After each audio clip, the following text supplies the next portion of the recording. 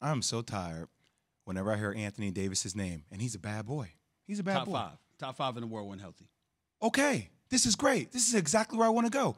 Is he top 5, Stephen A? Yeah. Because I know top 5 players can carry franchises. LeBron James can carry a franchise. James Harden can carry a franchise. Let's see. KD can carry a franchise. Giannis is carrying a franchise. Steph is carrying a franchise. What I see what happening with AD when all these guys, when LeBron or Dennis Schroeder, can he carry this Lakers team without them? 'Cause that's what top 5 players do. Well, health-wise, I'm not so sure. But what I would say is I'll throw a position out with you. We religiously have debates about LeBron. Well, it's not a debate for me because it's always MJ. But there are people out there who've had the debate LeBron and against MJ, right? I'm here. Yeah, that's me. Okay. But we don't mention enough Kareem Abdul-Jabbar. 19-time All-Star, 6-time league MVP, 6-time, NBA champion, the greatest scorer in the history of game in terms of points, scored over 38,000 points.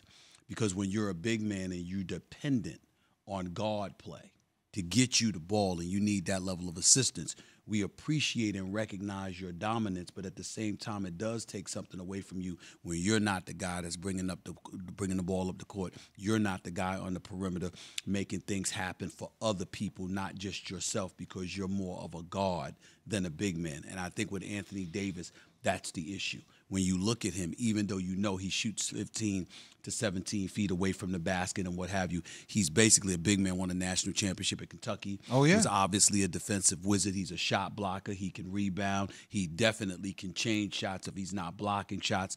So we know how formidable he is on the defensive end of the floor. Offensively, he's good for 25 to 29 a game when healthy, and he's a walker. He's a guy that can walk around averaging 28 and 10. But we still look at him as a guy that needs perimeter players to facilitate things for him, and that's the reason why you can make the argument of him not being top 5. But I just say top 5 because I'm giving him credit for how he impacts the game defensively when healthy. When he is healthy, he's good for those 25 to 30 a game. He's good for 8 to 10 rebounds a game. I'm with you on this. But he will also block and alter many, many shots. And you saw that in the conference finals against the Joker last year with Denver. He was running roughshod over everybody, but when he went up against Anthony Davis, it was a little bit different because Anthony Davis is a formidable defensive player. Yeah, that is the difference. With big men in the league, it's always been that way, is that they rely on someone to get them the ball, right? As opposed to, the guards or forwards like a Luka Doncic or those types of players who they control the game. But you mentioned Jokic. He kind of controls the game. The ball runs through him. I mean, he dominates that offense now, especially without Jamal Murray. I mean, what he did to the Knicks last night in the first quarter. Yeah, he did. He took him to school. No question. Mere bag of shells, though. Just one game. Yeah, one game. You hope so. Right. We definitely shake that off, right? It's all right. Well, listen. I felt the same way. I almost felt like, hey, listen. Don't worry about that. Fact of the matter is, if the Knicks were blessed and fortunate enough to go to the NBA Finals, which is obviously not going to happen this year, they would only have to face one of those teams. They ain't got to face everybody. See, the Eastern Conference you take more seriously. The Western Conference, okay, you went against Denver. You ain't got to see them again. It's okay. It's okay. It's going to be all right. So in the East then, are the Nets still the team? Without question. Listen. Let's be real about something here. The Nets healthy, they're the favorite to win it all. They should win it all. I fully expect them to win it all. When KD is healthy, I think KD is the best player on the planet. That's just how I feel about him. I think, Magic Johnson, God bless him, I don't believe a damn word he said when he said, if I had to have somebody shoot the last shot, it would be LeBron over KD. I don't believe that for 1 second. No chance. That is just lies, right. Okay? And I love my man Magic, but I don't believe him. The Nets are the real deal. Here's the problem. They're not very likable. You start off the season, and I like them. I'm cool with KD. But there are people that look at him and they accuse him of being sensitive with the social media stuff. James Harden, you know what happened with him in Houston before he came to Brooklyn.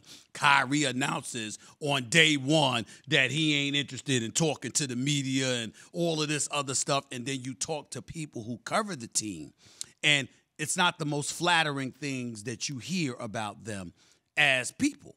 And so when you combine that with the way the Knicks have elevated themselves to relevancy, here's what it's come down to.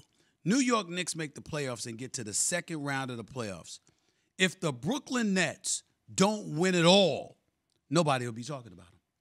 You mean if they lose in the let's say they lose in the finals? Well, we'll be talking about it. We'll be talking about them in a different way. We'll be talking about them while the games are being played. But I'm just talking about an off season where you reflect on everything and everybody, and you're talking about the game of basketball, particularly in New York City. They ain't going to be talking about them that much unless they win it all. In New York versus outside of New York, the Nets are the bigger story outside of New York. But in New York, the Knicks have become the bigger story. I don't know if the Nets are the biggest story outside of New York because right now, listen, you've been waiting for the big three to play. All we ever mentioned is that they've played 7 games together. We know how great KD is. Mm-hmm. He's a champion. We know how phenomenal and box office Kyrie Irving is. He's a champion as well.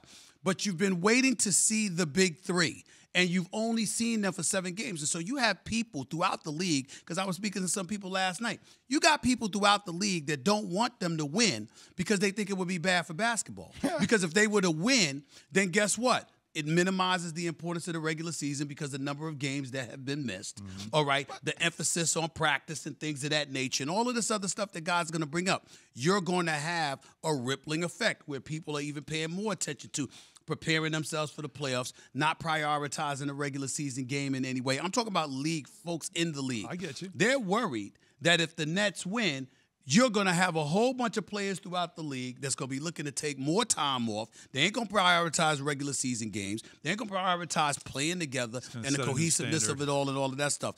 And I think it's a legitimate argument. I said this when the whole show kicked off. I said that they are the 2020 version of the Detroit Pistons. Like, not in saying how rough and tough they're going to play, but they're the bad boys of the NBA. They're going to do it the way they want to do it. They don't care what nobody says, and they're going to back each other.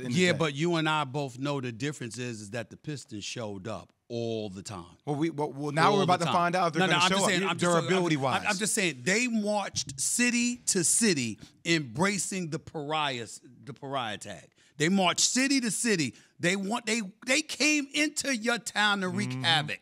They wanted you to hate them. They didn't sit up there and say, well, you know what, we ain't going to play today. We'll see y'all next week. In the respective cities that we only go to twice a year or whatever, if you don't see us play, tough luck. Now, I can't get on James Harden about that because that brother doesn't miss games. He's legitimately hurt. There's no way James Harden would be missing games if he were healthy. Agreed. He does not miss games. Right.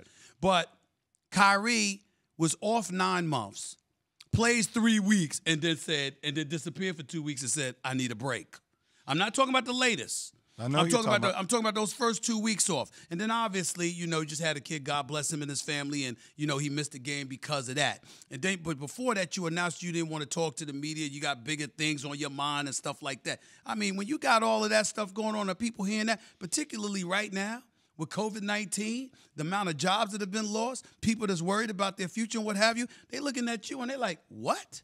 And you've been off 9 months and then took off 2 weeks because you needed a break after a 9-month break? Really? That's not the real world. Even though basketball players with the money that they're making, and deservedly so, by the way, that's still not the real world. And people are going to have a problem with that, and that's how they're going to come at you with it. I'll tell you what, every league loves an evil empire. Let them become that. I think they're good for the league because you need the evil empire. You don't have that right now. No rivalries, no nothing. I totally agree with you. Philly's going to be their rival. Just mark that down. It's not going to be Milwaukee. It will be Philly. I totally agree with you that they're good for the league if they play. Oh, they're going to play. That's all I'm saying. They're going to play when it matters. I understand that. You know that. But wait a minute. You know this as well as I do.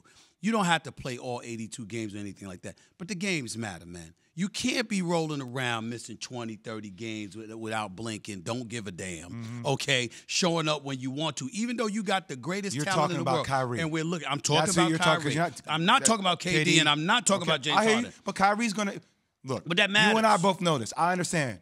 The way Kyrie handled this season, it's not in the – I get it. It's not in everybody's best interest for the league. But when the playoffs come, Stephen A., he's box office. No. He's box office every time he shows up. That's the point.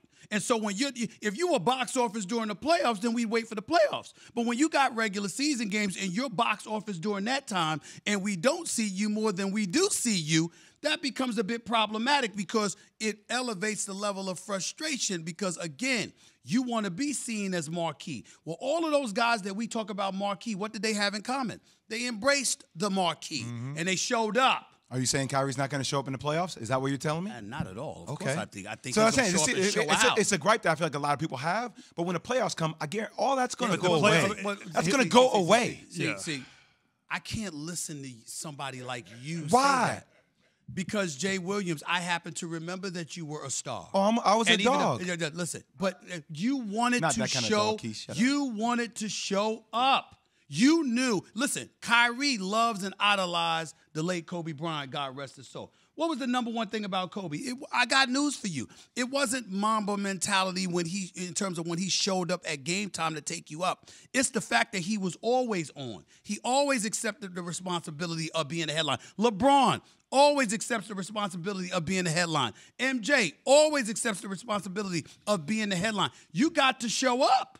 It does matter, especially to a public that's starving for every increment of enjoyment it can snatch, particularly in these times. How many times have we clicked on the TV looking for the Brooklyn Nets, and this brother was off? That is a problem. It's not good for the business, and he is a big part of the business, and that is certainly something. I love this conversation, by the way. I wish we had more time. I'm not lucky. To continue it. I said it. But I said it. But we will have Color Roulette coming up next. Good. You know the rules. That's very good. Get in line, 888. Say ESPN, 888-729.